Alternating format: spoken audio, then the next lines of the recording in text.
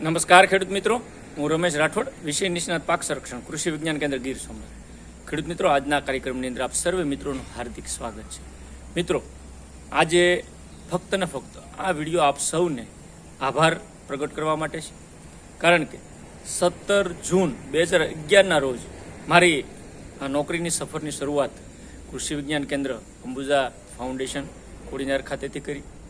17 જૂન 2026ના રોજ 15 વર્ષ આ નોકરીના પૂરા છે અને આ 15 વર્ષ દરમિયાન ખૂબ સારી રીતે ખેડૂતો સાથે, આ વિસ્તારના ખેડૂતો સાથે, સમગ્ર ગુજરાતના જુદા જુદા વિસ્તારોના ખેડૂતોને સોશિયલ મીડિયાના જુદા જુદા માધ્યમોથી મળવાનું, જુદા જુદા માધ્યમોથી ખાસ કરીને સોશિયલ મીડિયાનું માધ્યમ અપનાવી અને ખેડૂતો સુધી પ્રયાસનો સનિષ્ઠ પ્રયાસ કર્યો. અને આ 15 વર્ષની આ મારી યાત્રા દરમિયાન સારા નરસા ઘણા અનુભવો થયા.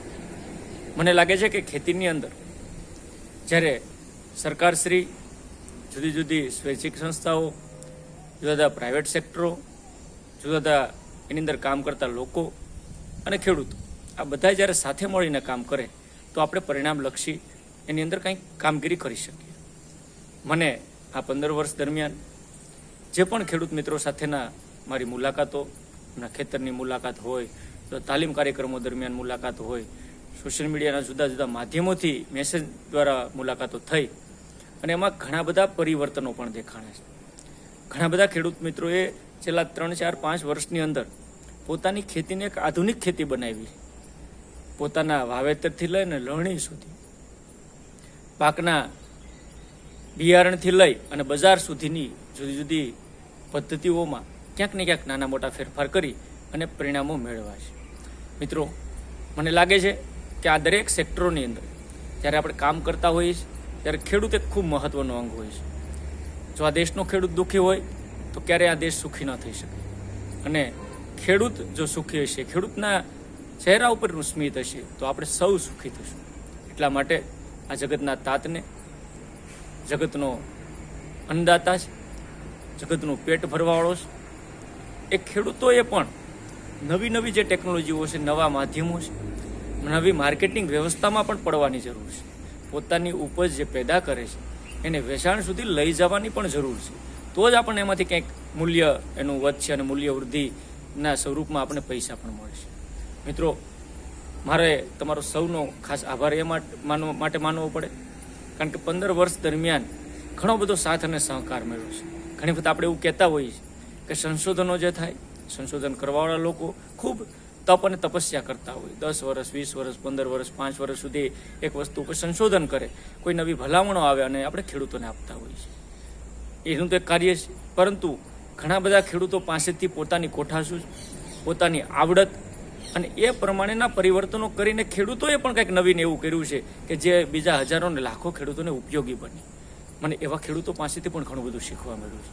મેં ખેડૂતોનો ખૂબ આભારી છીએ, કારણ કે એણે કરેલી એક નવી શરૂઆત બીજા અન્ય ખેડૂતો માટે ખૂબ સારી પ્રેરણાદાયી સાબિત થઈ અને એને પણ આર્થિક રીતે ફાયદો છે. ખેતીનો વિષય આમ તો આકાશી રોજીરોટી જેવો છે. કુદરતી આફતો સામે લડવું અને ખેતીની અંદર વરસાદ, તાપમાન, ભેજ, આ બધા જ પરિબળો જ્યારે કામ કરતા હોય તો એની અંદરથી પાક ઉત્પાદન લેવું અને પાક ઉત્પાદનને માર્કેટ સુધી પહોંચાડવામાં ઘણી બધી અડચણો પણ આવતી હોય છે. હું માનું છું કે આવતા દિવસોમાં પણ જેમ આ 15 વર્ષના મારા નોકરીના કાર્યકાળની અંદર આપણે સૌએ સાથ અને સહકાર આપ્યો છે, એક એવા લેવલ સુધી જેની મેં કલ્પના પણ નહોતી કરી કે સોશિયલ મીડિયાના માધ્યમથી લાખો લોકો એક ટૂંકા ગાળાની અંદર જોડાઈ જાય અને એક વિશ્વાસ સાથે જોડાય.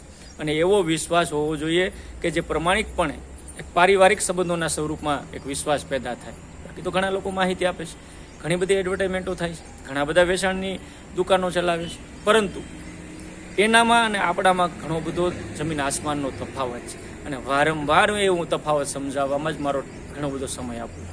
ખેડૂત મિત્રો, માર્કેટની અંદર જાઓ, સારું, નરસું, પ્રમાણિક, તમારા માટે કામનું, તમને ફાયદો થાય એવી કઈ વસ્તુઓ છે એને પકડી રાખજો, એને સાચવજો, તો જ તમે સુખી થશો. બાકી દુનિયાની અંદર ફક્ત સારી વાતો કરવી, ખેડૂતોના મસીહા બનવું, ખેડૂતોને છેતરવા, ભોળા ખેડૂતોની સાથે રમત કરવી, એ તો અત્યારે કોમન થઈ ગયું છે. દરેક લોકો આવે, પોતાની દુકાન કરે, 1-2 વર્ષમાં પૈસા બનાવીને પાછા જતા રહે, પાછો નવો વિષય પકડે.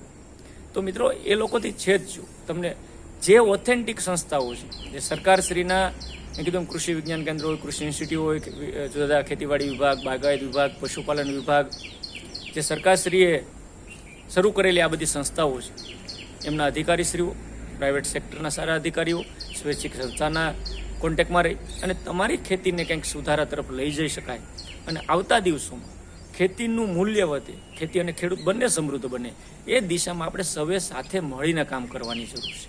હું માનું છું આ ખૂબ સારો યુગ છે. 21મી સદીની અંદર આ વૈજ્ઞાનિક પદ્ધતિઓ પ્રમાણેની ખેતીઓ જો અપનાવીએ, નવા ટેકનોલોજીનો ઉપયોગ કરી અને આપણે ખેતી કરશું તો ખેતી નફાકારક પણ બનશે, ખેતી સમૃદ્ધ પણ બનશે અને ખેડૂત પણ સમૃદ્ધ બનશે.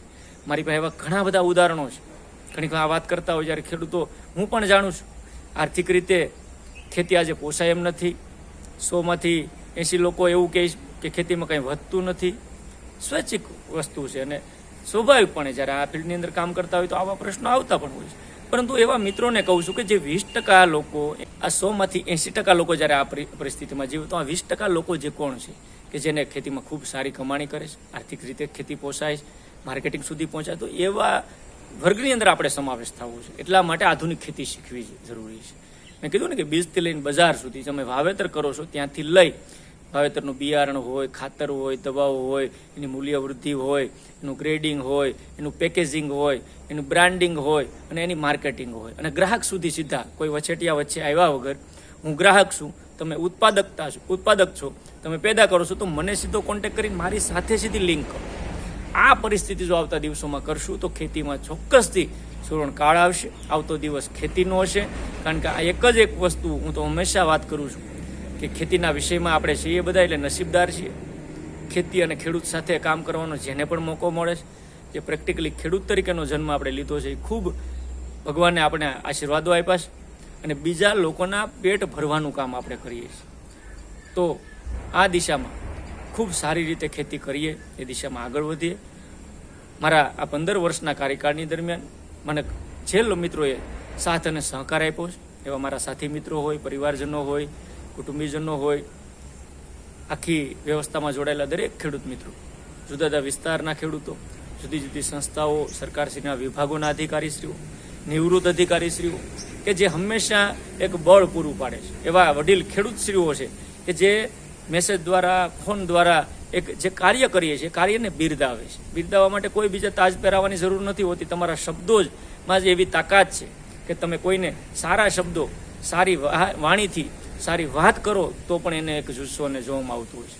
હું પણ ઘણી વખત ખેડૂત મિત્રોને કહું છું, આપણે આપણી જાતને ક્યારેય નબળાઈ ન સમજીએ.